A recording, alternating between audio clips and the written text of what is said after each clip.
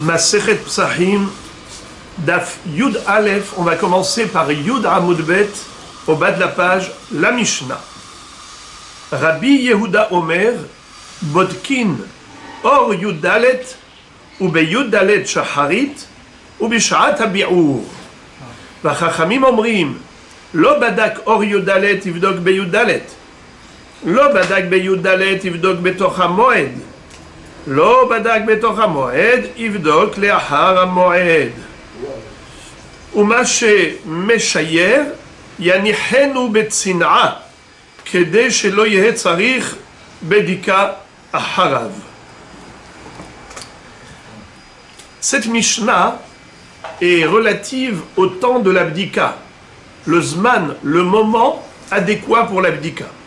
On a appris dans la première Mishnah de la Masechet Psachim que le zman qui a été fixé pour l'abdikat Hametz par les Chachamim, c'est le 13 Nissan au soir, qui est la nuit du 14. Mais maintenant, on ne va pas parler du zman a priori, mais on va parler du zman a posteriori. C'est-à-dire, quelqu'un qui n'a pas fait l'abdika en temps et en heure, alors qu'est-ce qu'il doit faire ? Est-ce qu'il fait l'abdika encore ou c'est pas la peine? Alors on a une discussion, un débat.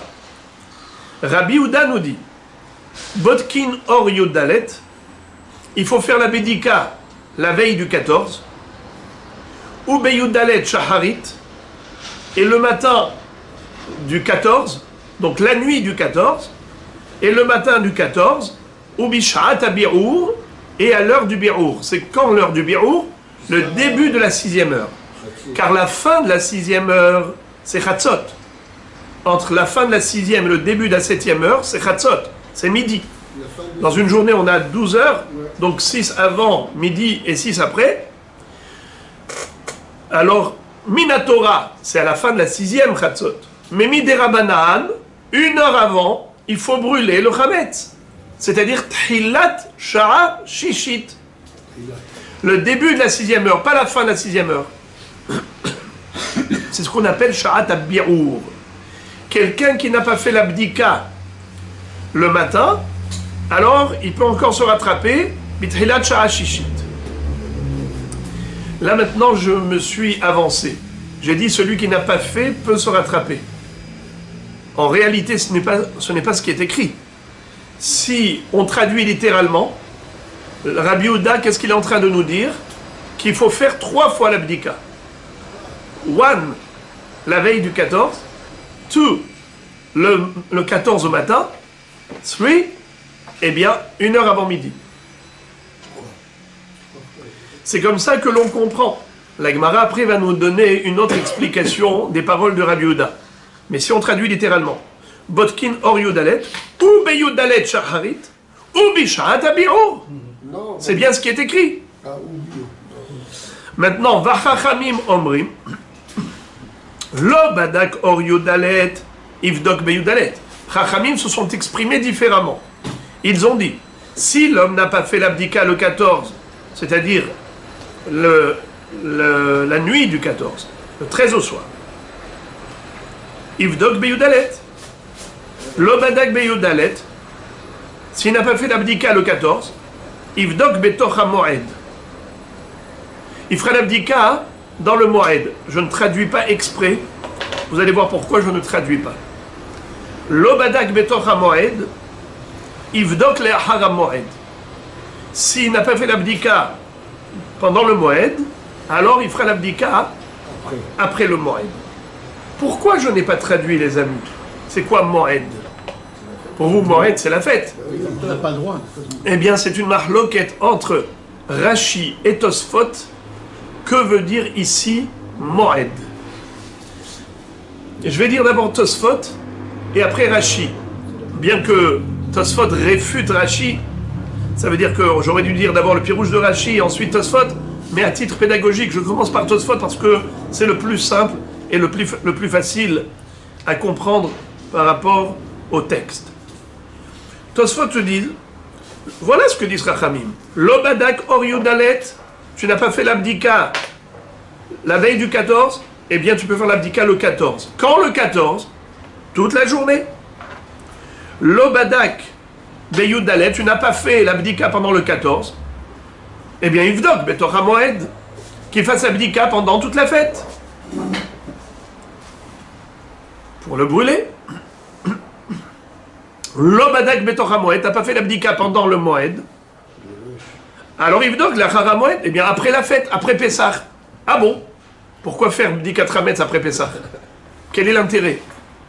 L'intérêt, c'est de trouver le Hametz chez Avar Alav à Pessah, et tel que vous le savez, un Hametz qui n'a pas été vendu au Goy, un Hametz qui n'a pas été abandonné à l'extérieur, mais qui est resté à la maison, ce Hametz il est interdit au profit même après Pessah. Les Chachamim ont dit que c'est interdit de manger du Hametz chez Avar Alav à Pessah. Même aux animaux, on ne donne pas. Oui, quand on dit Asur Bahana'a, ça veut dire qu'on ne peut pas en profiter, même aux bêtes, même aux animaux, on ne peut pas en donner. Alors maintenant, qu'est-ce qu'on a compris?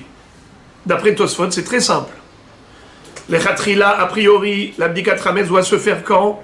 La veille du 14. Ça n'a pas été fait, alors le 14. Ça n'a pas été fait, alors pendant la fête. Ça n'a pas été fait, alors après la fête. C'est pas shoot. Hein? Pendant la fête. Oui. Pourquoi pas? Mais la fête, Rav, vous allez détailler. Vous n'allez pas rester avec du Hametz à la maison. On ne peut pas rester avec du Hametz à la maison. Alors il faut faire l'abdika même pendant la fête. Ça, c'est le pirouche de Tosfot. Rashi a un pirouche qui n'a absolument rien à voir avec ça. Regardez. Rashi nous dit comme ça. Je reprends les Chachamim. Regardez. Les Chachamim omrim. Lo badak or yudalet, ivdok beyud dalet. D'après Rashi, c'est quoi beyud dalet? C'est yudalet shaharit. C'est ça la kavana. Si il n'a pas fait la bédika la veille, la nuit, alors il fera le 14 au matin. Bien que ce n'est pas écrit shaharit, mais on le comprend de la suite. Ivdok beyud dalet shaharit. Lo badak beyud dalet, ivdok betoch hamoed. S'il n'a pas fait l'abdika le 14 au matin, alors qu'il le fasse pendant le Moed. C'est quoi le Moed d'après Rashi? Ce n'est pas la fête, comme a dit Tosfot. Moed, Rashi dit Mishe Shaot Ulmala. Pardon, Beshara Shishit. Shou Moed Abirur. Quand est-ce qu'on doit brûler? Chachamim ont dit qu'on brûle quand? Faut pas attendre midi. À 11h. Une heure avant.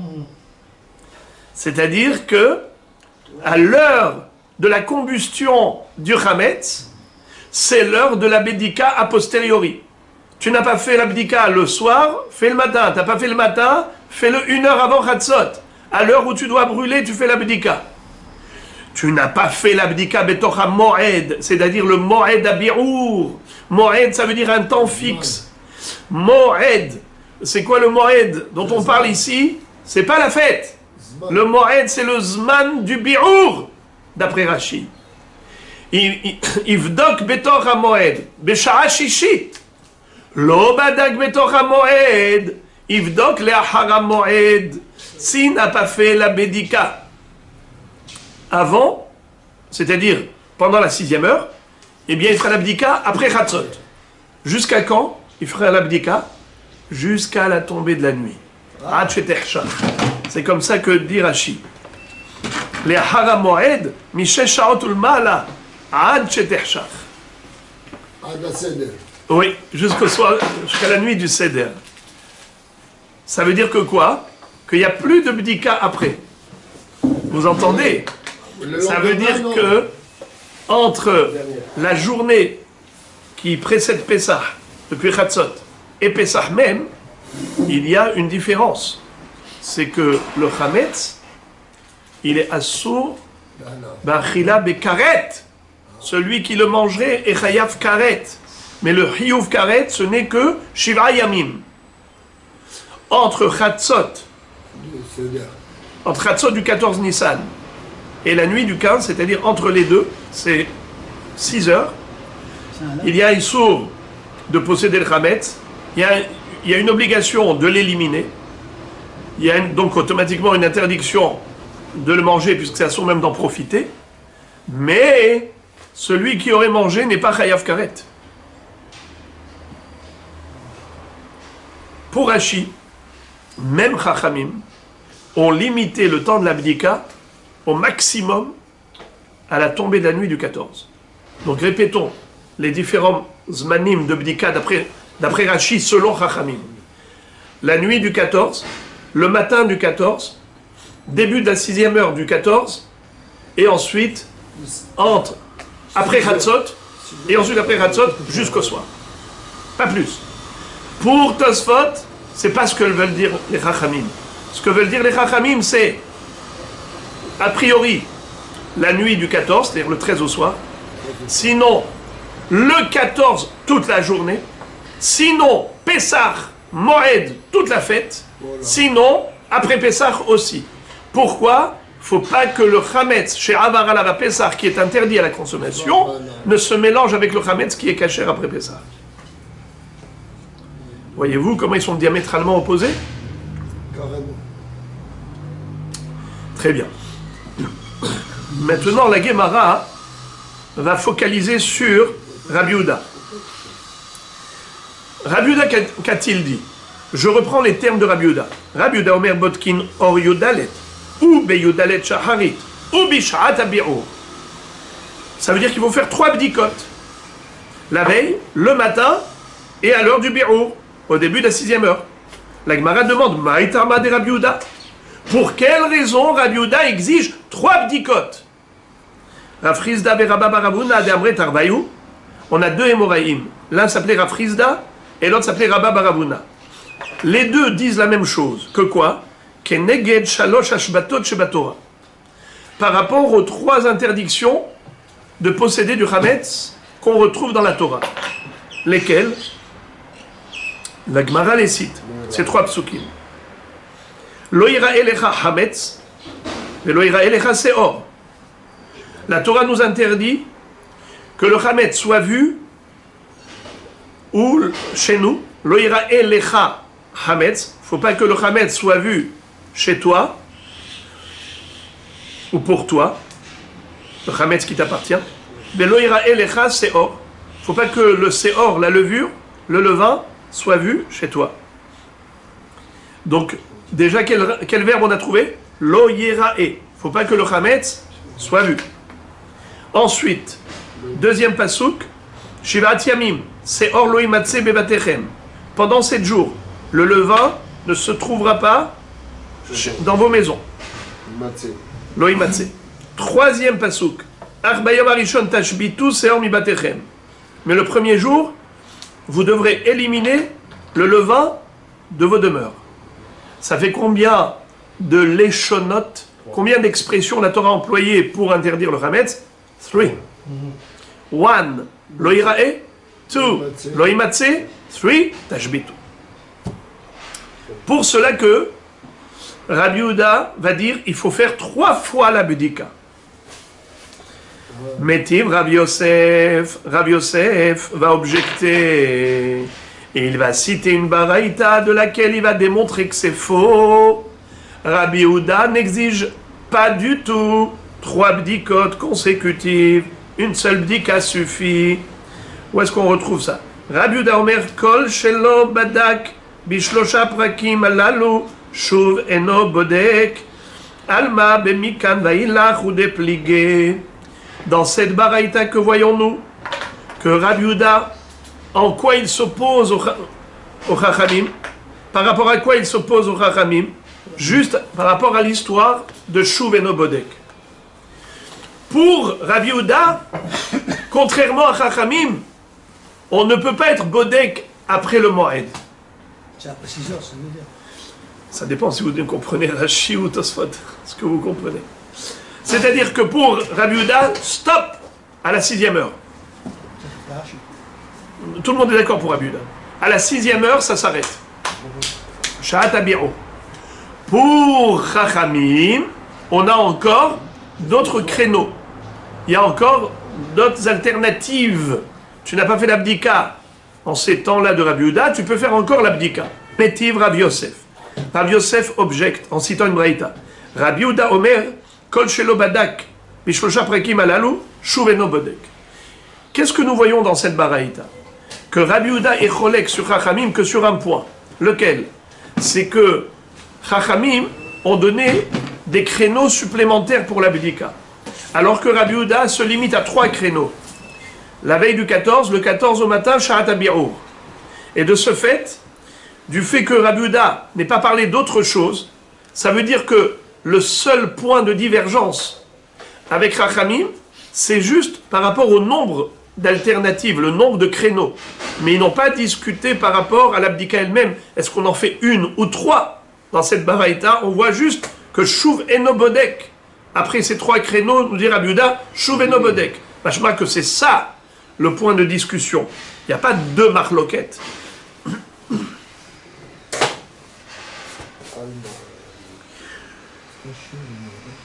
On a une deuxième version de cette question. Marzoutra matne hachi. Marzoutra cite autrement la question de Rabbi Yosef. Mativ Rabbi Yosef, Rabbi Yehuda Omer, Kol shelo badak be'echad mishlosha prakim alalu, shuv eno bodek. Alma, beshuv eno bodek ou dépligé. Qu'est-ce que ça veut dire? Dans la braïta que nous citons maintenant, c'est beaucoup plus clair. C'est limpide comme l'eau de roche. Rabbi Yehuda dit clairement, Kol shelo badak be'echad mishlosha prakim alalu, shuv eno bodek. Ça veut dire que même Rabbi Yehuda en convient qu'il n'y a qu'une seule bdika à faire et pas 3. Contrairement à ce qu'ont dit Rabba Baravuna et Rafrizda, que Rabbi Yehuda exige 3 bdikot par rapport aux 3 expressions de la Torah. Ce n'est pas vrai. Tu vois clairement que dans la Braïta, Rabbi Yehuda s'est exprimé en disant que celui qui n'a pas fait la bdika dans l'un de ces 3 temps, be'ehad mishlosha prakim halalu shuv eno bodek. Après, il n'y a plus d'alternative. N'est-ce pas? Donc tu vois clairement que lui-même a dit be'echad mishlosha prakim. Et shuv eno bodek, ça veut dire que la marloquette elle est juste pour savoir est-ce qu'il y a encore d'autres créneaux ou pas. Rabbi Yehuda dit non, Chachamim disent oui. Mais il n'y a pas de marloquette par rapport au nombre de bdikot. Est-ce qu'il faut en faire 3 ou 1? Là-dessus, c'est sûr qu'il n'y a pas de marloquette. Car d'après Rafrizda et Rabba Baravuna, Rabbi Yehuda et Chachamim étaient en marloquette sur 2 points. Premièrement, le nombre de bdikot, combien il en faut? 1 bdika ou 3. Deuxièmement, est-ce qu'on a encore d'autres créneaux ou pas? Alors que Rabbi Yosef a cité une braïta qui est limpide comme l'eau de roche, qui dit que d'après Rabbi Yehuda, il y a juste une seule bdika. Be'echad mishlosha perakim halalu. Très bien. Et maintenant, la Gemara va rentrer dans la compréhension des choses. Vehacha et la Rabbi Yehuda nami imlo badaka ama vehacha behaka mefalge mor savar mikame isura in batar isura lo gzera dilma atele michal mine verabanan savre lo gazrinan. Voilà, on va commencer à rentrer dans les profondeurs. Et les amis, je vous demande d'attacher la ceinture parce que vous allez devoir garder la tête sur les épaules pendant à peu près 20 minutes sans s'arrêter. Ça veut dire vous décrochez. À un moment donné, c'est perdu. Alors, regardez. Première explication de la Gemara. La Gemara nous dit, tu veux savoir pourquoi Rabbi Yehuda nous interdit de faire l'abdika, les Achar HaMoed, alors que Chachamim permettent? C'est les Chachamim disent, Lo badak lifnei HaMoed, yivdok betor HaMoed. Lo badak betor HaMoed, les Achar HaMoed. Que ce soit d'après le pirouge de Rashi ou d'après le pirouge de Tosfot, Lo meshane. Rabbi Yehuda interdit, betor HaMoed ou Achar HaMoed, et Chachamim, plutôt les Achar HaMoed, et Chachamim permettent. Chachamim permettent les Achar HaMoed, et Rabbi Yehuda dit Betor HaMoed, oui, les Achar HaMoed, non, d'après Rashi. D'après Tosfot, Rabbi Yehuda dit juste à l'heure du Biour, c'est-à-dire avant Chatzot du 14 Nissan. Mais ensuite, finish. Alors que Chachamim disent Mapitom, jusqu'à la tombée de la nuit. Je répète, Rashi, selon lui, la mahloket entre Rabbi Yehuda et Chachamim, elle ne concerne que le petit créneau de 6 heures. depuis Chatzot jusqu'au soir. Rabbi Yehuda interdit de faire bdika à ce moment-là. Hachamim permettent. Et au contraire, il nous recommande. Ça, c'est la marloquette selon Rashi. Selon Tosfot, l'éventail est beaucoup plus large. D'après Rabbi Yehuda, ça s'arrête avant Chatzot. Tu ne peux pas faire de bdika après. D'accord? Ça, c'est Rabbi Yehuda. Mais Chachamim, qu'est-ce qu'ils disent? Ma pitom.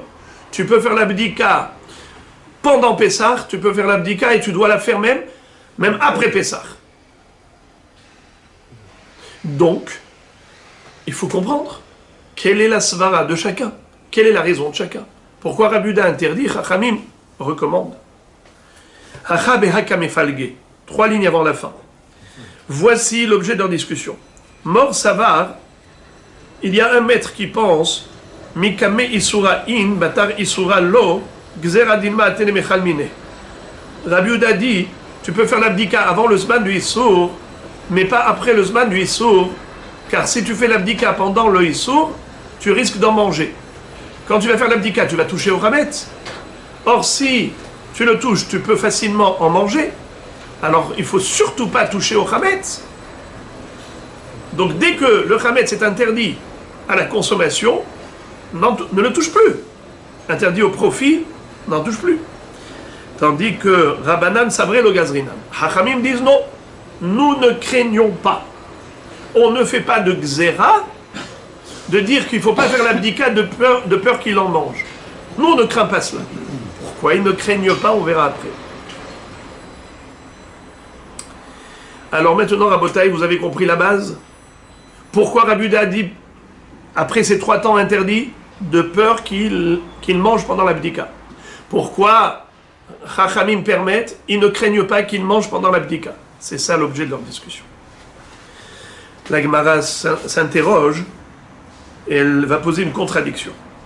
Umi Gaza Rabbi Yehuda, Dilma Atel Mechal Mine, est-ce que Bémet Rabbi Yehuda craint que la personne arrive à manger ce qui est interdit au moment où il va toucher ce chametz? Ça veut dire que Rabbi Yehuda il dit qu'il ne faut pas faire l'abdika parce qu'en faisant l'abdika, peut-être qu'il va attraper le chametz et il risque de le manger. Bémet Rabbi Yehuda il a des craintes de ce type. Viens, je vais te montrer une Mishnah. Ve'atnan, mi shekara va'omer, yotzim umotzim shukei Yerushalayim, shem meleim kemach vekali, shelo birtzon hachamim, divrei Rabbi Meir.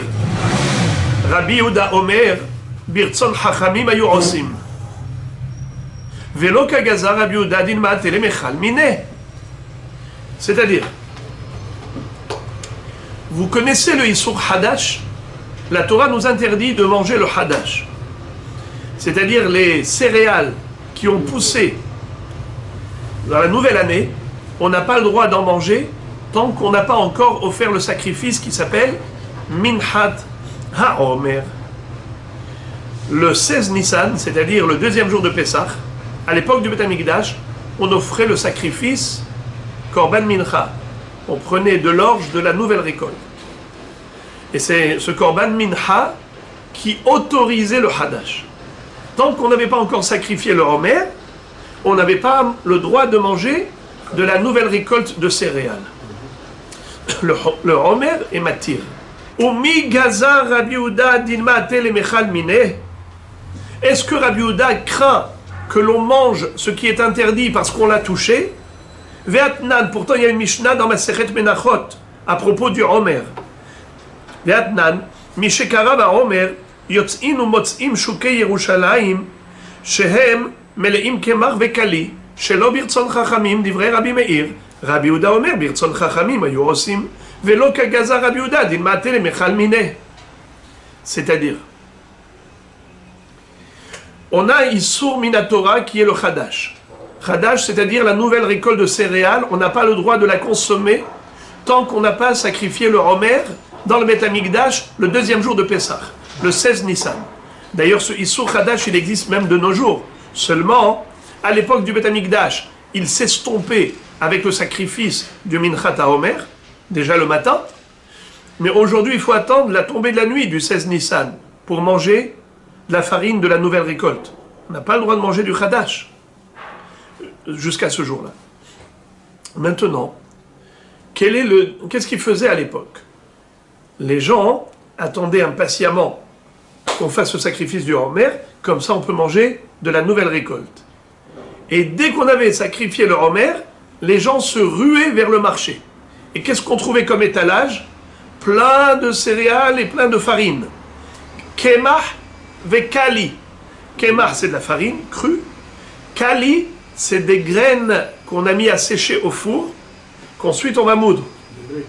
De blé, ou d'orge, ou d'épeautre, ou d'avoine, ou de seigle. Les 5 céréales. Donc, de la nouvelle production. On trouvait de la farine de la nouvelle production. Du kali. Kali, ça vient du mot kalouille, clayotte. C'était grillé au four. Alors, Rabbi Meir dit, Shelo birtzon chachamim. Chachamim n'était pas du tout satisfait d'une chose pareille. Pourquoi? De peur qu'ils en mangent avant. C'est grillé. Rabbi Yehuda Omer birtzon chachamim ayu osim. Rabbi Yehuda dit, pas du tout. Ce n'était pas contraire à l'avis des chachamim, car, nous dit Rabbi Yehuda, lo kagaza Rabbi Yehuda dinma atele mechal mine. On ne craint pas que l'homme arrive à oublier l'interdiction et qu'il en mange en infraction. N'est-ce pas? Qu'il en mange par infraction. On ne craint pas ça. Donc tu vois que Rabbi Yehuda ne craint pas que l'homme oublie le issour et qu'il vienne en manger. Alors pourquoi pour le chametz? Il a dit qu'il ne faut pas faire l'abdikat chametz lorsque le chametz est interdit, de peur qu'il en mange. Mais on voit que pour le chadash, c'est aussi assour, et pourtant, il n'a pas interdit de vendre, c'est-à-dire, il n'a pas interdit de préparer, parce que c'est ça ce qui s'est passé. Ils ont préparé la farine, ils ont préparé les graines, et ils ont grillé, ils les ont amenés ici. Alors, il n'a pas interdit. Les deux, c'est assaut. C'est pas le même degré. Oui, c'est ça. Alors, ça dépend. Si vous dites que c'est pendant Pessah, vous avez raison. Ça, c'est assour bekaret, et ça, c'est assour belav.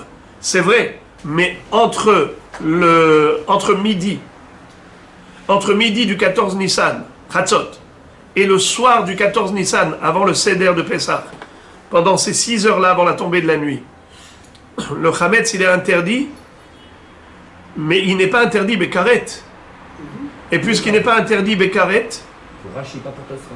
mais tout le monde, même Rashi, aussi bien Rashi comme Tosfot, Rabbi Yehuda interdit à partir du Shat Abiro. La marloquette entre Rashi et Tosfot, c'est que par rapport au Chachamim, pas par rapport à Rabbi Yehuda. Tout le monde est d'accord pour Rabbi Yehuda que c'est interdit après Chatzot. Et à ce moment-là, c'est pas Assour Bekaret, et c'est pourtant interdit. Donc vous ne pouvez pas me dire qu'il a interdit le Chametz parce que c'est Chayav Karet. Vous voyez qu'il interdit la Bédika, même après Chatzot, alors qu'à ce moment-là, le Chametz n'est pas encore interdit Bekaret. Donc c'est comme le Chadash. Alors pourquoi le Chadash y permet et le Chametz il interdit? C'est la contradiction de la Gemara. Alors la Gemara de répondre, Amar Rava, Rava répond, Shane Hadash, Mitor Shelo Itartalo, Ela Ali de Kitouf, Huzachur. Rava dit, vous savez qu'il existe un issour de moissonner la récolte, de moissonner les céréales de la nouvelle récolte avant de moissonner les gerbes d'orge pour le Homer. Ça veut dire que les premières céréales de la nouvelle récolte seront moissonnées les Shem Homer. La primauté est donnée à Kadosh Baruch Hu. Puisque le Homer c'est un sacrifice pour Hachem, nous on va même pas, non seulement qu'on va pas profiter, on va pas manger du Hadash avant, on ne va même pas moissonner le Hadash. La première moisson doit se faire pour le Homer. Comme il est écrit, Homer Reshit Ketzirechem el Kohen. C'est les prémices. Même au niveau du Katsir, de la moisson. Alors comment est-ce que ces gens-là mettaient sur leur étalage de la farine et du kali, mais ils ne pouvaient pas moissonner? Réponse, ils n'ont pas pris la faucille, ils n'ont pas pris les sécateurs ils ont juste arraché ce qu'on appelle kotef. Ils ont cueilli à la main. Étant donné qu'ils ont fait béchinouille, ça ne s'appelle pas katsir. Ce que la Torah a interdit, c'est le katsir. Reshit ketzirechem, c'est le Homer et la Cohen.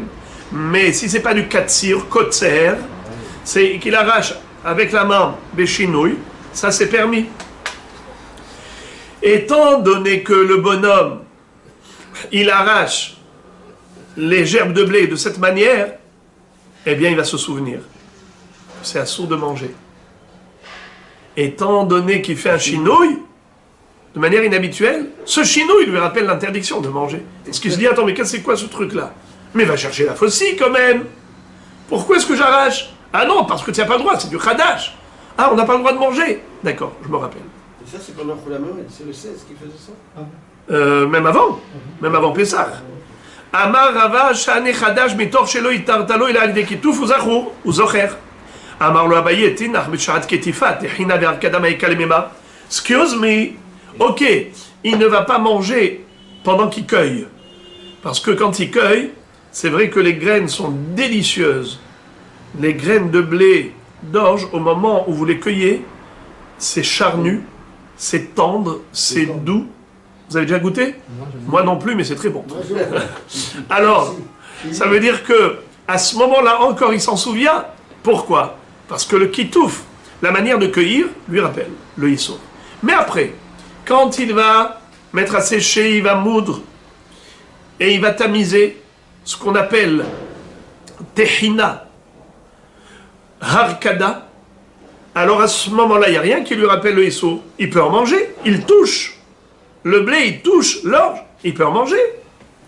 Eh bien, Maïka les mémar, qu'est-ce que tu peux dire? Halakashia. Ça, ce n'est pas une question. Tehina berechaya de yad, harkada al yede napa. Qu'est-ce que ça veut dire? Ce que l'on permet, c'est également béchinouille. Tu peux moudre, mais pas avec le moulin à eau.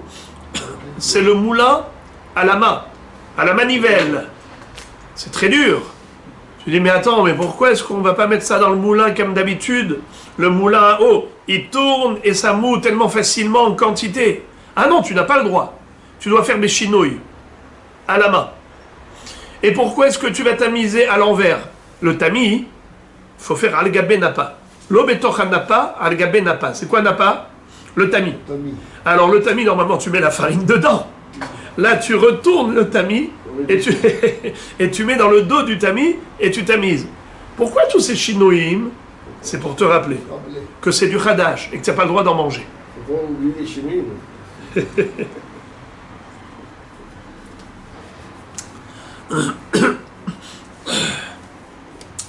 Ok.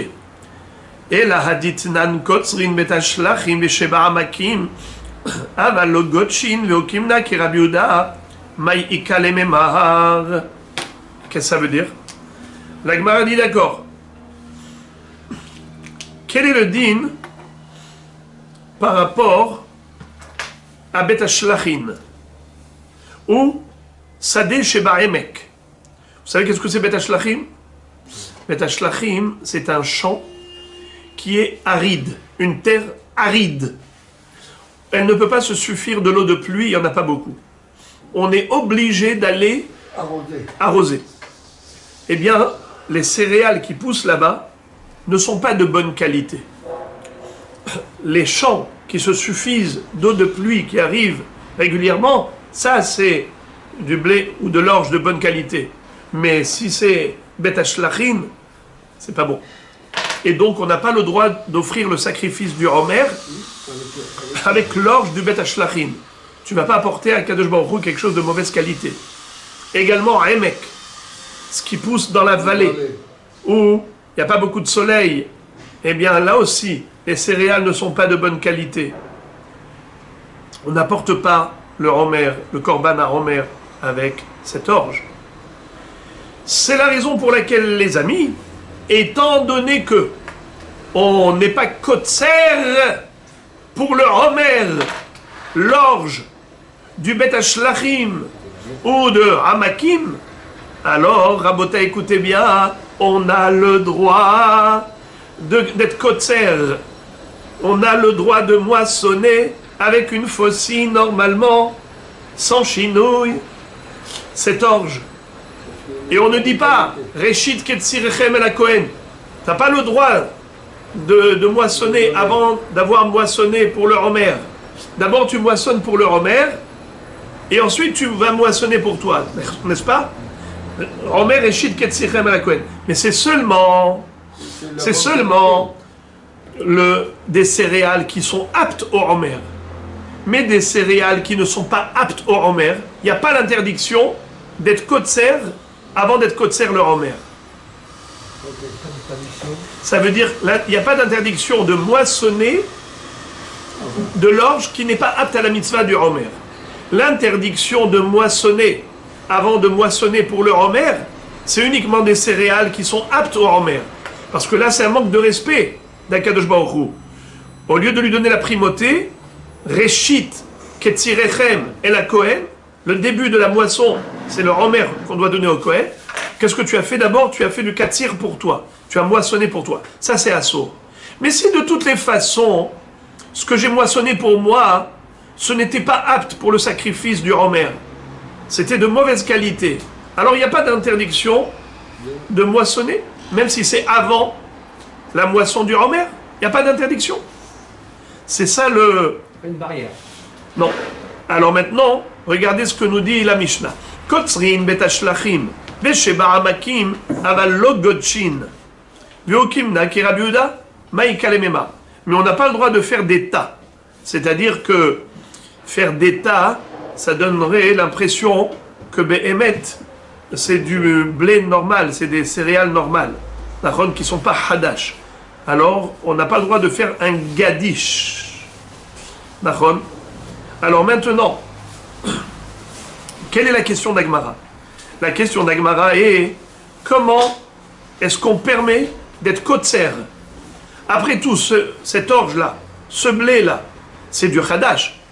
Alors la question d'Agmara est la suivante.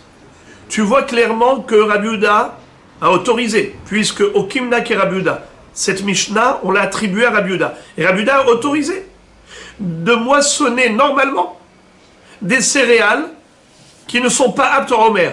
Mais même si elles ne sont pas aptes au Homer, elles restent tout de même frappées d'interdiction à la consommation.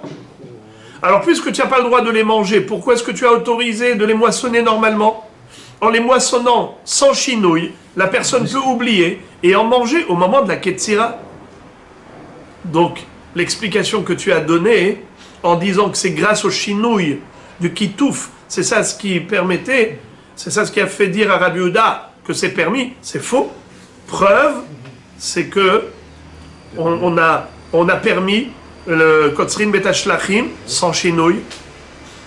Et la marabaye Chadash Badil Mine Chametz Lo Badil Mine. Tosfot nous disent Avalo Godshin, on n'a pas le droit de faire des tas. Pourquoi est-ce qu'on n'a pas le droit de faire des tas? Pourquoi on interdit? Tosfot disent Debik Disha le Kapseda Im Yamtin Hara Omer. Des Davka Mishum Pseda Itiru Ketzira Shememaharin Likatser Mishar Perot.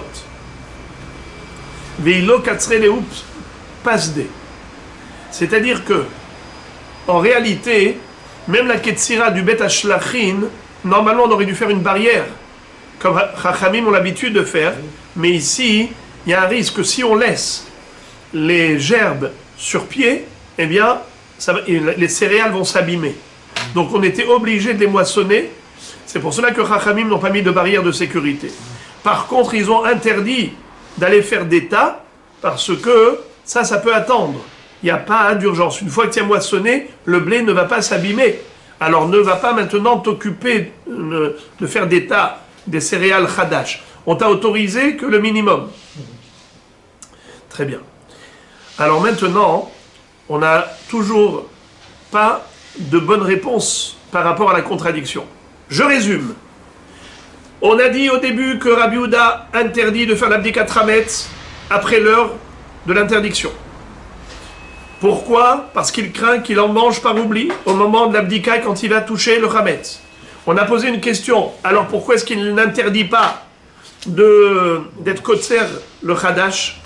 Pourtant, il avait dit que ces gens qui vendaient du Kemach et du Kali avant le Homer, il n'y avait pas d'interdiction. Pourquoi il n'y a pas d'interdiction? Mais il touche le Hadash qui est interdit, il risque d'en manger. Réponse, c'est parce qu'il fait une Ketzira Beshinouy. Pas Ketzira, mais Ktifa. Et même le Trina Beshinouy. Et même la Arkada Beshinouy. Ok, alors tout ça, ça le rappelle.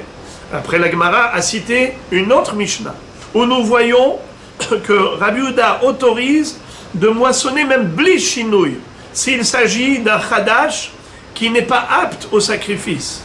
S'il s'agit d'un Hadash qui n'est pas apte au sacrifice, Rabbi Yehuda autorise. Pourquoi il autorise? Et là, tu ne peux pas me dire qu'il a fait Béchinouille pour ça qu'il se rappelle. Il n'y a rien qui le rappelle. Alors, contradiction. On revient à la case départ. Pour le Hametz, il interdit de peur qu'il en mange.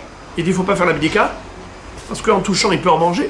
Et pour le Hadash, il ne craint pas qu'en faisant la Ketzira, il en mange. Mais il y a toujours le même risque. Contradiction. Et là, Abaye. Alors Abaye va donner une autre réponse à la contradiction de base. D'une part, Rabbi Yehuda craignait le risque de manger le Hametz si on le touche pendant l'abdika, bisman à Issour. Alors que le Hametz est interdit, il ne faut surtout pas faire l'abdika parce que tu risques d'en manger. Et d'autre part, on voit que pour le Hadash, il ne craint pas. La preuve, Kotzrin Betashlachin.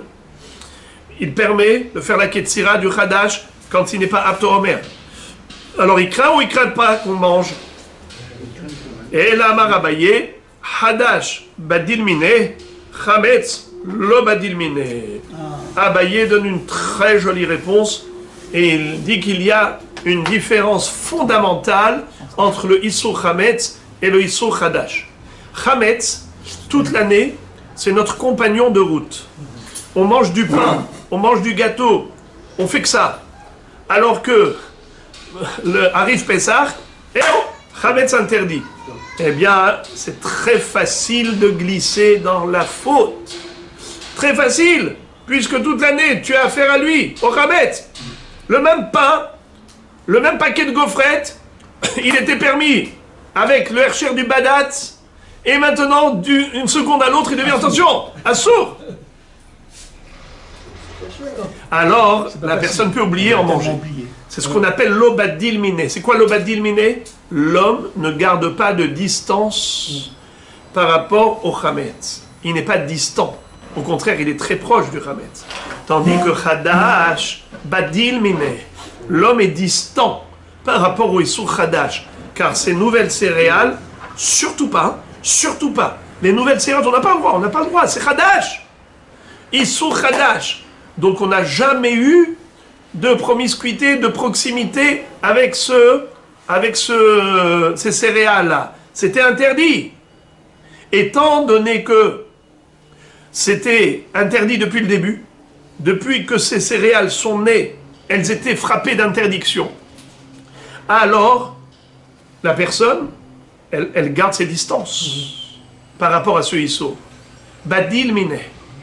Alors, puisqu'il est nifdal, mavdil ben kodesh lechol, il est badil miné, alors il n'y a pas de risque qu'il vienne en manger. C'est pour cela qu'on permet, d'après Rabbi Yehuda, aux moissonneurs de moissonner le bet hashlachim ou bet hamakim, ou bien d'arracher avec les mains et de vendre. Pourquoi on ne craint pas? On ne craint pas parce que il n'y a pas comment on appelle ça? Il n'y a pas de proximité avec ça. Au contraire, il y a une distance, il y a un réflexe de surtout ne pas manger ce qui est assour, le Hadash. Et donc ça nous permet de dire qu'on n'a même pas besoin de faire un chinouille par rapport à la trina. Quand on va moudre, on peut moudre normalement. Quand on va tamiser, on peut tamiser normalement. C'est juste la ketzira qu'on n'a pas le droit de faire. Tu es obligé d'arracher avec les mains, pourquoi? Parce que tu n'as pas le droit d'être kotser avant d'apporter le homer au Kohen. Reshit ketzirechem et la Kohen. Donc, d'après cette réponse, On n'a plus besoin de la réponse précédente, de dire chinouille, pas chinouille. C'est pas ça du tout. Le Khadash, il n'y a pas de risque, car l'homme, il est badil miné. Alors que le Chametz, il y a un risque. S'il fait l'abdika, il peut en manger, parce que toute l'année, l'homme badil miné. Amar Rava, Rava a dit, j'apprécie cette réponse de Abaye, mais elle n'est pas complète. Pourquoi? Parce que Abaye a répondu à une contradiction, l'autocontradiction de Rabbi Yehuda. Mais Rava met en relief une autocontradiction de Chachamim. Amar Rava, des Rabbi Yehuda Kashia, des Rabbanan la Kashia. Que ça veut dire ça? Quoi, il n'y a pas de contradiction au niveau de Chachamim? Pourtant, Chachamim aussi se contredisent. Qui est-ce qui se rappelle? C'est quoi la contradiction qu'on trouve au niveau de Chachamim? C'est que, au niveau du Chametz, ils nous ont donné d'autres créneaux de Bdikat Chametz, même pendant que le Chametz est interdit. N'est-ce pas? Même après l'heure de l'interdiction. Et ils ne craignent pas que l'homme vienne en manger. Ça, c'est Chachamim. Et d'autre part, les mêmes Chachamim, Rabbi Meir, à propos du Khadash, il dit surtout ne pas moissonner, ne pas prendre le, comment il s'appelle, arracher les céréales de la nouvelle récolte du Khadash, de peur qu'on arrive à en manger. Shelo birtzon Chachamim. Chachamim ne sont pas d'accord, ne sont pas satisfaits. C'est un comportement qui est contraire à la volonté des Chachamim. Alors c'est une contradiction. D'une part, Chachamim, au niveau du Chametz, ils n'ont pas peur. Tu fais l'abdika et tu ne crains pas d'en manger. Et quand tu arrives au Khadash, tu dis non, je crains qu'il en mange. Pourquoi cette contradiction? Alors, regardez qu'est-ce que dit Rava. Behemet, il dit, des Rabbi Yehuda, la Kashia, Kedeshaninan. L'autocontradiction de Rabbi Yehuda a été résorbée grâce à la réponse que Abaye a donnée. Comme on a répondu, very good. Qui est-ce qui se rappelle? Interrogation orale. Tout simplement que ça Hadash une fois par an et l'autre c'est tous les jours. Hadash, Badil Miné, Chametz, l'homme Badil Miné. Maintenant, des Rabbanan à des Rabbanan, Namela Kashia. Maintenant, même Chachamim ne se contredisent pas. Pourquoi? Hu atzmo mechazer alav les sorfo, michal ka'achil miné. Une très très belle réponse. Ça dépend de lui. Ça dépend de ce que tu es en train de faire. Quand tu vas cueillir, quand tu vas arracher le blé, l'orge, il y a un risque que tu en manges. Parce que pourquoi tu cueilles? C'est pour manger un jour. Tandis que le Chametz, pourquoi tu fais l'abdika? C'est pas pour manger, c'est pour brûler. Kol atzmo mechazer alav les sorfo. Mechalka achil miné. Il est en train de le chercher pour le brûler. Tu crains qu'il en mange? Mais non. Pour lui, le Chametz, c'est un ennemi. Il ne va pas le manger, il va le brûler. Donc il n'y a pas de risque. Vous entendez la psychologie selon Chachamim? Chachamim, pourquoi ils ne craignent pas de faire l'abdikat Chametz après le Zman du Issour? Parce que l'objectif c'est de brûler. Alors que Khadash, oui, il y a un risque. Parce que l'objectif de cette cueillette, c'est pas pour brûler, c'est au contraire pour manger. Donc il y a un risque qu'il mange plus tôt que prévu. Très bien. Rav Ashi Amar, des Rabbi Yehuda la Kashia. Kemach vekali tnan. Qu'est-ce que ça veut dire? Maintenant, Rav Ashi arrive et il dit à Abaye, moi j'ai une autre réponse qui est très belle. Comment on avait répondu à l'autocontradiction de Rabbi Yehuda? D'une part, il a peur que la personne pendant l'abdikat Chametz mange le Chametz. Et d'autre part, le Khadash, il n'a pas peur. Quelle était la réponse? Parce que le Chametz est proche toute l'année, le Khadash, non. Badil miné. Rav Ashi dit, moi j'ai une autre réponse, encore plus simple. Regarde qu'est-ce qu'a dit Rabbi Yehuda. Si tu regardes les mots précis, les deux derniers mots de la page précédente, regardez Daf Yud, Amud Bet en bas. Ayu motzim shvake Yerushalayim, shem meleim kemach vekali. C'est quoi kemach? La farine. Kali, des graines qu'on a mis à sécher. Eh bien, la farine, ça se mange? Non. Le kali, ça se mange? Non. Étant donné que c'est sec, ce n'est pas mangeable, c'est dur comme de la pierre, c'est fait pour moudre, eh bien, dans ce cas-là, on ne craint pas que la personne mange. Voilà comment Rav Ashi a répondu. Il dit, le Khadash étant donné qu'il est immangeable, c'est pour ça qu'on a permis aux vendeurs de vendre et à ceux qui récoltent de récolter par la cueillette avec la main, mais pas moissonner avec une faucille. D'accord? Mais permis de vendre. Pourquoi il permet de vendre? Parce qu'il n'y a aucun risque. Quel est le risque? Il va manger? Ben putain, il n'y a pas de risque qu'il mange, vu que c'est immangeable. Tandis que le chametz, c'est chametz mangeable, il y a un risque. La Gemara dit, aussi belle que peut paraître cette réponse, autant elle est fausse. Haderav Ashi Bedotahi. La Gemara dit, c'est de l'invention. Ce qu'a dit Rav Ashi, Bedota. Pourquoi? C'est faux. Hatinach mikali va ilach, me'ikara ad kali ma'ikale memar. Qu'est-ce que ça veut dire?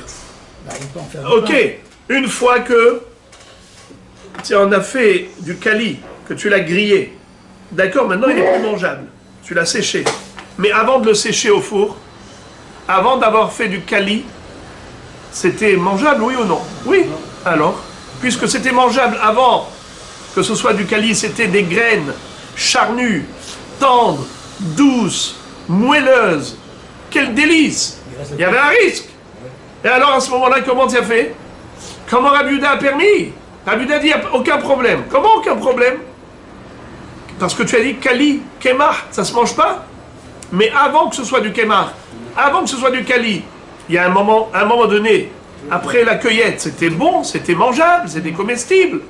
Pourquoi Rabbi Yehuda n'a pas craint le risque? Comme il craint pour le chametz. Parce que c'est Hadash, donc ça on se souvient. Ça, c'était la réponse qu'on avait donnée. Il y avait une réponse de... Ça, c'est Abaye. Ça, c'est la belle réponse de Abaye. Mais Rav Ashi a donné une autre réponse que Abaye. Et il a dit, moi, j'en donne une encore plus simple que Abaye. Abaye dit, parce que Hadash, c'est Assour, Badil Mine. Chametz, lo Badil Mine. C'est la différence. Mais Rav Ashi dit, moi, je te donne encore une autre différence, plus facile. Chametz, mangeable. Le Hadash en question, c'est du kali kemar, immangeable. Ben voilà une belle réponse. On lui dit non, ce n'est pas vrai. Car avant que ça devienne immangeable, c'était mangeable. Comment il a permis? Et si tu vas me dire qu'étant donné que il cueillait avec les mains, il y a un chinouille, ça ne marche pas. Pourquoi? Et la kotzrin betashlachim vesheba amakim veokimna kerabuda ma'ikale memar. Alors pourquoi est-ce qu'on autorise de cueillir normalement les céréales du betashlachin et de hamakim? Mais pourtant il y a un risque. Là il n'y a plus de chinouille. Et là des Rav Ashi bedotahi. Donc ce qu'a dit Rav Ashi, c'est faux. Très bien. Alors maintenant la Gemara nous dit que nous n'avons qu'une seule réponse. C'est celle de Abaye. Quelle était la réponse de Abaye? La réponse de Abaye, c'était quoi? Badil et le Badil. Chametz, le Badil, et Hadash, Badil. C'est pour ça que c'est permis. Alors la Gemara, maintenant, va focaliser sur cette réponse. Et maintenant, tout ce qu'on va voir, ce sera un enchaînement d'analyse par rapport à ça. C'est quoi Badil déjà? Badil, il est distant, comme Hamavdil. Vechol echa, delo Badil, Mine, Migaza Rabbi Yehuda. Ce qui en ressort, c'est qu'à partir du moment où on a un issour duquel on n'a pas de distance avec ce issour, alors Rabbi Yehuda interdit. Comme par exemple le chametz, il nous dit, étant donné que on n'a pas de distance toute l'année avec le chametz, alors on interdit de faire l'abdikat chametz quand le chametz est interdit d'après Rabbi Yehuda. Pourtant, ce même Rabbi Yehuda, qu'est-ce qu'il nous dit? Vehatenan, loikov adam, shefoferet shel betza, vimaleena shemen, veitenena betza al pianer, bishvil shete menatefet, vafiloui shel cheres, ve Rabbi Yehuda matir. Qu'est-ce que ça veut dire? J'ai un œuf. Regardez ici, les amis. J'ai un œuf. Ça, c'est l'œuf, et ça, c'est le nerf. Le nerf, il y a dedans une veilleuse. Moi, j'ai mis sur un support un œuf qui était perforé et que j'ai rempli d'huile, de manière à ce qu'il tombe au compte-goutte, goutte à goutte. Et je l'ai mis au-dessus. Loïkov Adam, Shefoferet Shel Betza. Un homme n'a pas le droit de perforer la coquille de l'œuf pour vider la coquille de son œuf et de remplir avec de l'huile, n'est-ce pas? Avec une seringue, il met dedans de l'huile. Et après ça, qu'est-ce qu'il fait? Il met au-dessus de la veilleuse. Qu'est-ce qu'il gagne? La veilleuse, elle est petite. Elle ne va durer que par exemple 2 heures. Lui, en mettant cela, il double la quantité d'huile. Car au fur et à mesure que la flamme liquide épuise l'huile, il y a un goutte à goutte d'huile d'approvisionnement. Et c'est comme ça que ça va durer plus longtemps l'allumage. Shabbat, Hachamim disent Assour. Pourquoi c'est Assour? De peur que la personne, en voyant de l'huile couler, et il a besoin de mettre de l'huile d'olive dans sa salade, il dit attends. Maintenant j'ai besoin d'huile pour ma salade, j'en ai plus. Il vient et il met son assiette de salade sous l'œuf. Et au lieu que l'huile aille dans la veilleuse, l'huile va dans l'assiette. Qu'est-ce qu'il a fait ce bonhomme? Il a fait un issour. Car il restreint, il réduit le temps d'allumage. Il est gorem que ça s'éteigne avant. Et donc c'est assour. De peur qu'il en arrive, de peur que la personne arrive avec son assiette de salade et qu'il récupère de l'huile qui était destinée et réservée à l'allumage, Hachamim on dit, faut pas faire ça. De peur que. Rabbi Yehuda m'attire. Rabbi Yehuda n'a pas peur. Il dit, on ne craint pas que l'homme vienne à se servir de cette huile à des fins personnelles et qu'il restreigne le temps d'allumage. On ne craint pas ça. Hachamim craignent, Rabbi Yehuda ne craint pas. Alors, question. Ve'atnan loikov adam shfoferet shel betza vimale ena shemen veitenena al pi haner bishvil shetehem enatefet ve'afilu shel heres, et même si c'était heres, pas seulement un œuf, que c'est propre, même si c'était de l'argile, que c'est dégoûtant, et tu vas me dire mais il va pas se servir pour la salade de l'huile dégoûtante. Non, il y a toujours un risque, faut pas. Rabbi Yehuda m'attire, et tu vois que Rabbi Yehuda ne craint pas, il permet. Alors c'est contradictoire. À propos du Hametz, il a interdit la bédikat Hametz, de peur qu'ils viennent à en manger. L'huile aussi, c'est de peur qu'ils viennent à en manger. La Gemara répond, Hatam mishum chumra de Shabbat mivdal bedile. Il y a une différence. Par rapport à la chumra de Shabbat, les gens prennent des distances de la lumière. Dès que tu vois la flamme, dès que tu vois le nerf, tu dis attention, c'est Shabbat. On ne touche pas à ça. Donc, de ce fait, étant donné que dans l'esprit des gens, ils se sont habitués à ne pas toucher au feu pendant Shabbat et au combustible, donc il n'y a pas de risque, nous dit Rabbi Yehuda. Alors que le Hametz, c'est un compagnon de route. La Gemara nous dit des ramis des Shabbats à des Shabbats. Ok, tu m'as répondu, mais maintenant je vais te démontrer que c'est faux, que même par rapport à Shabbat, Rabbi Yehuda se contredit. Detania, Hevel Deli, Shenifsak, Lo Yehe Koshro Ela Onvo. Rabbi Yehuda Omer, Korech Alav Punda, Opsikia, Ubilvad Shelo Yarnevenu, Kashia de Rabbi Yehuda, Ade Rabbi Yehuda, Kashia de Rabanan, Ade Rabanan. Quel est le din si la corde du seau avec lequel on puisait de l'eau dans le puits a cassé? Maintenant, j'arrive Shabbat, je veux puiser de l'eau. Le problème, c'est que la corde s'est cassée. Comment je fais? Je vais faire un nœud. Shabbat, c'est assourd de faire un nœud qu'elle cherche le kayama. Comment je vais me dépanner? Hachamim disent qu'il fasse une aniva, un nœud coulant. Rabbi Yehuda dit, non, on ne permet pas une aniva. Juste qu'ils prennent une punda ou psikia, c'est-à-dire soit une ceinture, soit le fil qu'il utilise pour mettre autour des pieds quand il met des chaussettes. Donc cette ficelle qui est une ficelle ou une ceinture pour mettre, on met les deux extrémités de la corde ensemble et on met cette ceinture autour et on attache de manière à ce que ce soit quelque chose de provisoire. Il va récupérer cela et ce n'est pas un vrai nœud. Alors, korech alav punda opsikia. Ça veut dire qu'il entoure les extrémités de la corde avec cela. Mais pas aniva. Kashia de Rabiuda. Pourquoi Rabiuda interdit la aniva, le nœud coulant, de peur qu'il arrive à faire un vrai nœud? Donc il se contredit, parce qu'il a dit que par rapport au Shabbat, dilmine, les gens ont peur du Shabbat.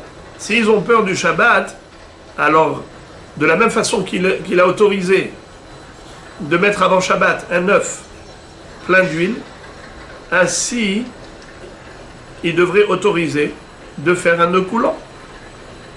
Puisque Shabbat, tu dis que c'est chamour dans l'esprit des gens.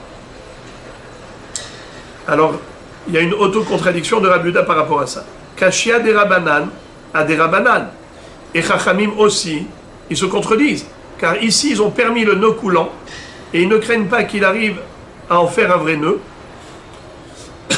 Alors que plus haut, ils ont dit qu'on n'a pas le droit avant Shabbat de mettre un œuf avec de l'huile au-dessus de la veilleuse, de peur que pendant Shabbat, ils se servent de cette huile. Ça veut dire que quoi? Qu'ils craignent et ils mettent des barrières de sécurité pendant Shabbat. Pourquoi ils n'ont pas mis une barrière de sécurité par rapport à la Haniva, le nœud coulant? Réponse. Des Rabanan la kashia. Shemen be shemen mihlaf. Haniva bikshira lo mihlaf. Qu'est-ce que ça veut dire? Les Chachamim, tu veux savoir pourquoi ils ont craint que l'homme se serve de l'huile? Car c'est la même huile toute la semaine. Toute la semaine, il se sert de l'huile pour sa salade. C'est la même huile qui se trouve maintenant dans l'œuf. Alors, shemen, beshemen, mihlaf. Ça veut dire qu'il peut faire confusion entre cette huile et l'huile de toute la semaine et s'en servir pendant le Shabbat, chose interdite. Voilà pourquoi ils ont mis une barrière de sécurité. Ils ont dit Loïkov Adam shfoferet shel betzav imale en hashemen veitenena al pianer bishvil sheteemena tefet. Par contre, au niveau de la corde, ils ont permis un nœud coulant et pas un vrai nœud, car ça n'a rien à voir. Aniva et Keshira, ce sont deux manières différentes. On voit bien la différence entre un nœud coulant et un nœud normal. Donc tu lui permets un nœud coulant, il n'y a pas de raison qu'il arrive à se permettre un nœud normal. Mais la shemen et shemen, c'est pareil. Shemen de la semaine et shemen de Shabbat, ça reste du shemen. Maintenant, il faut répondre à la contradiction de Rabiuda. Des Rabiuda, le kashia. Rabiuda non plus ne se contredit pas. Pourquoi? Tama des Rabiuda, lav mishum de gazar aniva tu keshira. Et la mishum de kasavar aniva gufa keshirahi. En fait, contradiction avec les Chachamim. Rabiuda, quand il a interdit au niveau de la aniva, c'est pas en tant que barrière de sécurité. Car en effet, par rapport au Shabbat, les gens ont peur. On n'a pas besoin de mettre une barrière. Tu vois bien qu'il a autorisé de mettre avant Shabbat l'œuf, sans craindre que l'homme vienne se servir de cette huile pour la salade. Alors pourquoi il a interdit la haniva? Ce n'est pas un titre de barrière de sécurité. C'est parce que pour lui, la haniva, c'est une melacha de oraïta. C'est un interdit de la Torah. Car il considère un nœud coulant comme un nœud normal. Haniva kekshira. Voilà pourquoi il a interdit. La seule façon de faire, c'est qu'il a dit korech alav bipsikia obe afunda. Et la Gemara continue en disant Verami des Rabanan à des Rabanan. On peut encore poser une contradiction par rapport à l'opinion de Chachamim. Dites nan, comme il est écrit dans une Mishnah Masechet Shabbat, koshrin deli bepsikia avalo behevel verabiuda matir. La Mishnah là-bas nous dit que si on a un seau et on veut puiser de l'eau du puits, on n'a pas le droit d'attacher une corde aux deux extrémités. C'est-à-dire attacher une extrémité au puits et une extrémité au seau. On n'a pas le droit. Ou bien si j'avais que le dli. Et je vais attacher le dli. Interdit. Avec une corde. Par contre, j'ai le droit de prendre ma ceinture et d'accrocher avec. Ah bon? Comment ça se fait que c'est permis?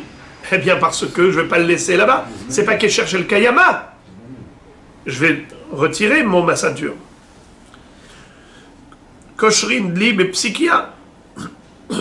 Psikia, c'est une sorte de ficelle, de fil qui servait pour attacher les chaussettes au niveau des pieds et des jambes. Aval, l'obechevel, pas avec une corde normale. Des Rabbi Yehuda matir, et Rabbi Yehuda permet le chevel. La Gemara fait l'analyse suivante. Chevel d'émail, de quelle corde s'agit-il que Rabbi Yehuda autorise et que Chachamim interdisent? Et l'ima chevel de alma, si on parle d'une corde classique des Rabbi Yehuda matir, que cherche le kayama ou des vadaï athées, les vatoulés. Il n'est pas possible de dire que les Chachamim ont interdit chevel et Rabbi Yehuda a autorisé chevel. Car si on parle d'un chevel classique, une corde normale, donc on va l'abandonner là-bas, n'est-ce pas? Ce sera un kesher chez le kayama, un nœud définitif. Comment Rabbi Yehuda m'attire? Ce n'est pas possible. Et la pshita des gardis. On parle ici d'une corde utilisée par le tisserand. Le tisserand avait, dans les outils de travail qu'il avait, il avait une corde qui lui servait par rapport à son travail. Ce qu'on appelle hevel des gardis, la corde du tisserand. Étant donné que le tisserand va récupérer sa corde, donc ce n'est pas un kesher chez le kayama. Ce n'est pas un nœud définitif. Voilà pourquoi c'est permis. C'est pas le saut alors. Alors qui est-ce qui permet d'utiliser le chevel des gardis pour attacher le seau? C'est Rabbi Yehuda. Chachamim interdisent de peur que quoi? Gazrou Rabanan chevel des gardis atou chevel des alma. Qu'est-ce que ça veut dire? Il va faire prendre une corde normale. Chachamim disent que on craint Que si on autorise ça, il que va si faire- tu lui autorises une corde du gardi, demain il va se permettre aussi une corde normale. Il ne va pas voir la différence entre ce chevel et ce chevel. Donc qu'est-ce que nous voyons? Que Chachamim craignent. Chachamim, ils ont peur du... Comment on appelle ça? De la confusion, l'amalgame. de l'amalgame. Alors pourquoi est-ce qu'au niveau de la Haniva, ils ont autorisé un nœud coulant? Toujours par rapport au puits, on a vu précédemment une braïta où nous voyons Chachamim autoriser un nœud coulant. Tu prends une corde et tu fais un nœud coulant, permis. Ici, tu prends une corde de gardi, interdit. Mais il n'y a pas de raison d'interdire. Ça, c'est pas un kesher chez le kayama. La haniva, c'est pas un kesher chez le kayama. Donc tout va bien. Si ça tu permets, pourquoi ça tu interdis? Réponse à cette contradiction. Oui. Chevel bechevel michlaf. Aniva bikshira lo michalfa. Corde et corde, ça ressemble. Si tu lui permets la corde du tisserand, même si le kesher n'est pas définitif, demain il se permettra une vraie corde. Et ce sera un kesher chez le kayama. Par contre, le Aniva Bekshira, ce sont deux sortes de nœuds qui n'ont rien à voir. Le nœud coulant et un nœud normal n'ont rien à voir. Il n'y a pas de risque que si tu lui permets une Aniva, qui se permette Kshira. Car ce sont deux formules totalement différentes. Et maintenant la Gemara revient à Rabbi Yehuda. Qu'est-ce qu'on avait dit par rapport à Rabbi Yehuda? Pourquoi il interdit de faire Bedikat Hametz pendant le Zman du Issour, de peur qu'il arrive à en manger? D'accord? Par contre, le Issour Hadash, pourquoi il a autorisé? Pourquoi est-ce qu'il a autorisé? C'est pas comme un Parce que Badil Miné, l'homme il prend ses distances par rapport à ce Issour. Pourquoi il a autorisé Shfoferet Shel Betza? Parce que Badil Miné, Attention. l'homme il fait attention au Issourim de Shabbat. Très bien. Alors, ça veut dire qu'à chaque fois qu'on a un Issour qui est Badil, dont l'homme prend ses distances par rapport à ce Issour, alors Rabbi Yehuda ne fait pas de Xérot. Alors la Gemara dit, ah bon, Ve'atania, pourtant, on a appris à propos du Bechor. Bechor, c'est quoi? C'est une bête premier-né qu'on doit donner au Kohen, qu'il doit sacrifier au Beth Amikdash, et après la Zrikat Adam et Aktarat Haïmourim, il peut manger la viande à Yerushalayim. On a un din qu'on n'a pas le droit de faire un moum à un Bechor. Un Bechor, on n'a pas le droit de lui faire un défaut, car le défaut le désacralise. Il est écrit Kol mum lo ihyebo, il ne faut pas qu'il ait un défaut. Kol mum lo yehayebo. Hachamim ont fait la dracha de ce pasouk en disant qu'il y a une interdiction d'aller infliger un défaut à un korban, au Bechor. Donc Bechor qui était tam, on n'a pas le droit de le rendre Baal Moum, de lui faire un moum. Maintenant, quel est le din d'une saignée? Lorsque nous voyons que le Bechor est malade, le vétérinaire dit qu'il faut lui faire une saignée. A-t-on le droit de faire une saignée à un Bechor chez Ahazodam? Bechor chez Ahazodam, afiluhu met, en mekizin lodam, divrei Rabbi Yehuda, hachamim omrim, yakiz, ou bilbad shelo yatil bomum. Qu'est-ce que ça veut dire? Il y a deux façons de faire des saignées. Il y a des saignées qui sont juste au niveau cutané, et après ça cicatrise, ça ne fait pas un moum, et on le fait une saignée. Mais il y a des saignées qui touchent l'os, et qui peuvent faire carrément un moum, ou bien qui sont dans des membres où c'est, par exemple dans l'oreille, ou bien au niveau des lèvres, des endroits qui sont ensuite des moumim qui ne cicatrisent pas et qui sont irréparables. De ce fait, c'est un moum kavua. Et si c'est un moum kavua, un moum qui est définitif, ça désacralise la bête. C'est assourd. Alors maintenant, Rabbi Yehuda nous dit comme ça. Bechor chez Ahazodam. Un Bechor qui était malade et qui avait un excédent de sang. Afilou met, même s'il est en train de mourir à cause de sa maladie, en mekizin lodam. Tu ne lui fais pas de saignée. Dit vrai Rabbi Yehuda. Pourquoi Rabbi Yehuda interdit? A priori, c'est parce qu'il a peur que l'homme ne lui fasse pas qu'une saignée de manière à ce que ça cicatrise. Il peut lui faire une saignée, même dans un membre qui est irréparable. On profite, quoi. Il risque de lui faire un moum. Chachamim ombrim, yakiz. Chachamim disent il peut faire la saignée, ou bilvad shelo yatil bomoum, à condition qu'il ne fasse pas de manière à ce que ça laisse un défaut. Un moum kavua. Alors tu vois que Rabbi Yehuda, même par rapport à un Bechor qui est kadosh, où on est badil, lui il interdit. Il fait une xéra. Il met une barrière de sécurité. Il dit tu ne fais aucune saignée de peur qu'il fasse une saignée d'un moum. Mais vis-à-vis du korban, il y a badil. Il prend des distances par rapport à ce issur. Contradictoire. Réponse Hatam. Mitor she Adam bahul al mamono. Amrinan. Isharit le bemakom shen osim bomum. Atene me'abad bemakom shen osim bomum. Qu'est-ce que ça veut dire? Ça touche à l'argent. Exactement. L'homme panique pour son argent. S'il voit que sa bête risque de mourir, alors il va voir que la petite saignée qu'il lui a faite, ça ne suffit pas. Il risque rapidement d'aller lui faire une vraie saignée, même si ça va lui faire un moum. C'est pour cela que, par rapport à l'argent, il n'y a plus de badil. Dès que l'argent rentre en jeu, ça fait oublier le issur. Ça touche le sein. Amrinan, isharit le, bemakom shen osin bomum, atel me'abad, bemakom shen osin bomum. Ça veut dire qu'en effet, il y a une notion de baoul. Verabanan. Alors pourquoi Chachamim n'ont pas craint ce risque? Pourquoi ils ont dit qu'on a le droit de faire la saignée? Kol sheken, de il o sharit le klal, atel me'abad. Chachamim disent justement, puisque Adam baoul al mamono, puisque l'homme panique par rapport à son attachement à l'argent et il n'a pas envie de perdre la bête, si tu ne lui permets pas de faire une saignée permise, eh bien il va faire une saignée interdite. Ça veut dire que l'homme ne va pas se retenir. Il voit sa bête mourir, il n'a pas envie. Qu'est-ce qu'il va faire?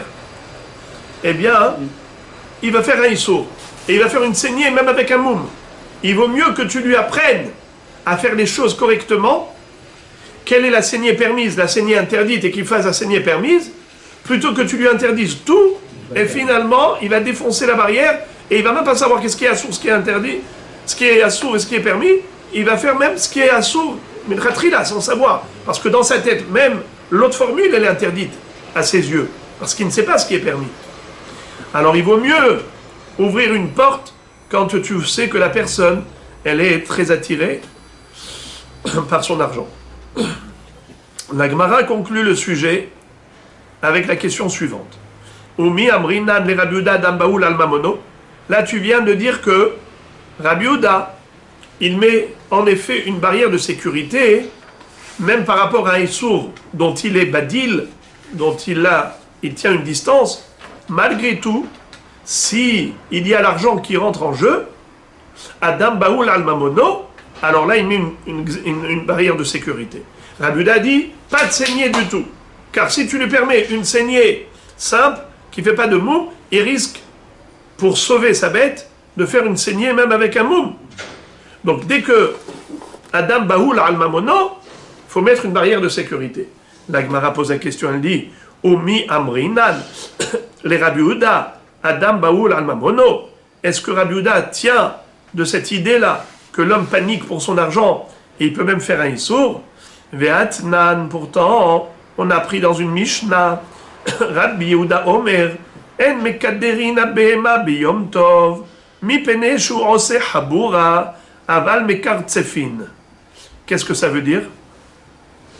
Nous avons un din à propos de Yom Tov. Il ne faut pas faire couler du sang. On n'a pas le droit de faire couler du sang. Quel est le din si on a besoin de gratter la bête pour retirer la boue qu'il y a sur elle? Elle a pataugé dans la boue, elle est sale, et on veut prendre une brosse et brosser la bête. Brosser la bête avec des peignes de fer, avec des brosses en fer. Le din est le suivant.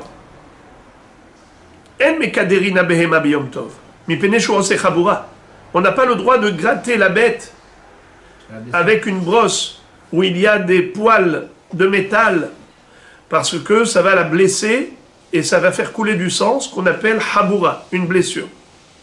Aval mekartsefin. Mais on a le droit d'être mekartsef, c'est de la gratter avec, la frotter avec quoi? Avec une brosse qui n'a pas des poils fins en métal, des poils métalliques fins qui blessent comme des clous, mais plutôt, comme ça dit Rashi, Keli sheshinav gasot ve'eno ose habura. Qu'est-ce que ça veut dire?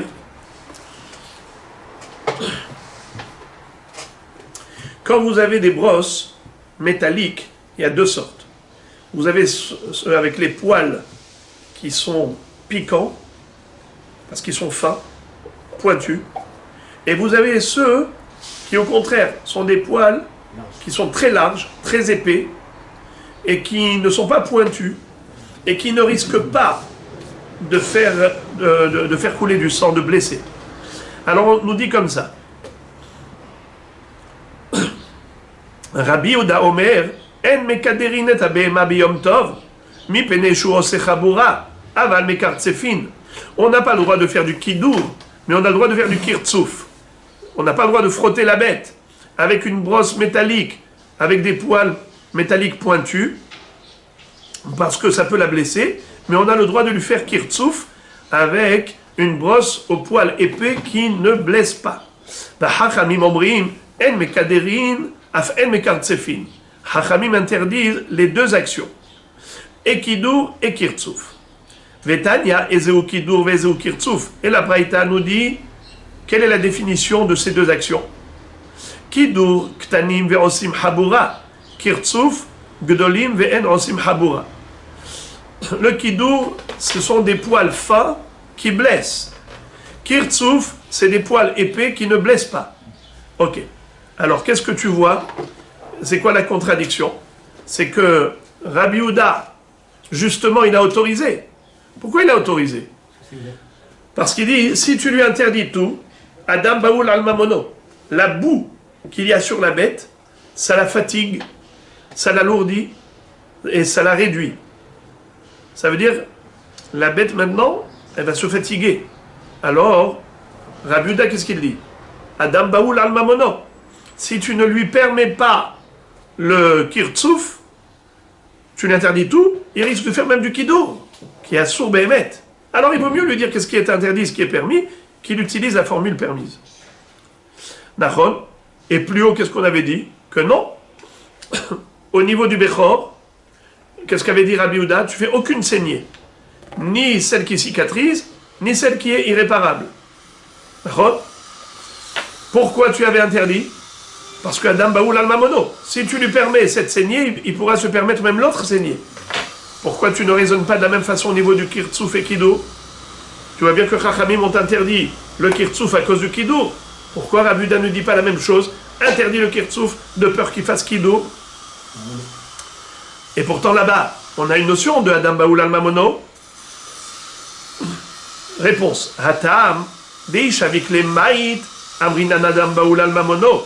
Acha, ishavikle, tsa'ara be'almahu, lo amrinan Adam Baoul al-Mamono. Qu'est-ce que ça veut dire? Il y a une différence fondamentale entre les deux cas de figure. Au niveau du Bechor, si on ne lui fait pas la saignée, il va mourir. Il va perdre tout son argent. Tandis que, au niveau de la boue sur la bête, elle ne va pas mourir pour autant. Elle ne va pas mourir pour cela. Juste que ça la fatigue. C'est du tsahar pour elle. Ça aide. Alors elle va être un peu plus faible. Mais il ne va pas perdre sa bête pour autant. Donc il ne viendra pas à oublier l'interdiction. Il ne va pas faire du kiddour si tu lui permets du kirtsouf. Tu peux lui permettre du kirtsouf. Il n'est pas à tel point baoul, saisi de panique, au point d'oublier le issur du kiddour. Dans l'histoire du Baal Moum, la saignée, c'est une question de vie et de mort. Il risque de perdre tout son argent si la bête meurt. Alors c'est vrai que là, il peut oublier le issur et il va lui faire un moum. Tandis que là, il n'est pas tellement baoul parce qu'il n'y a pas une vraie perte d'argent. Enfin, Rabbi Yehuda maishnaga bechametz de gazar ou maishnaga bekirtsouf de lo gazar. La Gemara maintenant rejoint les deux bouts, les deux extrémités. Le début de la sugia et la fin de la sugia. C'est très beau. Au tout début de la sugia, qu'est-ce qu'on avait dit?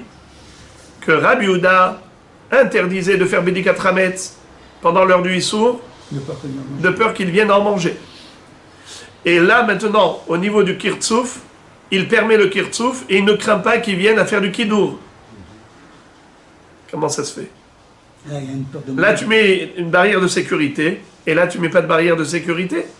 La Gemara répond qu'il y a une différence fondamentale entre les deux cas. Lechem belechem mihlaf, kiddour bekirtsouf lo mihlaf. C'est-à-dire, le lechem, puisque toute l'année, c'est le même pain. Ce même pain, qui était permis toute l'année, devient interdit. Donc c'est très facile d'oublier le issour et d'en manger. L'obadil miné. Lechem belechem michlaf, c'est le même lechem. Donc la confusion est facile. Tandis que l'action kiddour et l'action kirtsouf, ce sont deux actions totalement différentes. Ça, c'est un brossage avec une brosse métallique au poil fin qui blesse. Et là, c'est un brossage avec des poils épais qui ne blessent pas. Donc, si tu lui dis « ça, c'est permis », eh bien, ça, c'est permis, il ne va pas se permettre l'autre action. Ce sont deux actions différentes, ce sont deux brosses différentes. Deux brosses différentes. Alors que l'echem, c'est le même pain. Un jour à moutard, un jour à saut. Donc, la confusion est facile. Voilà pourquoi il a fait une xéra.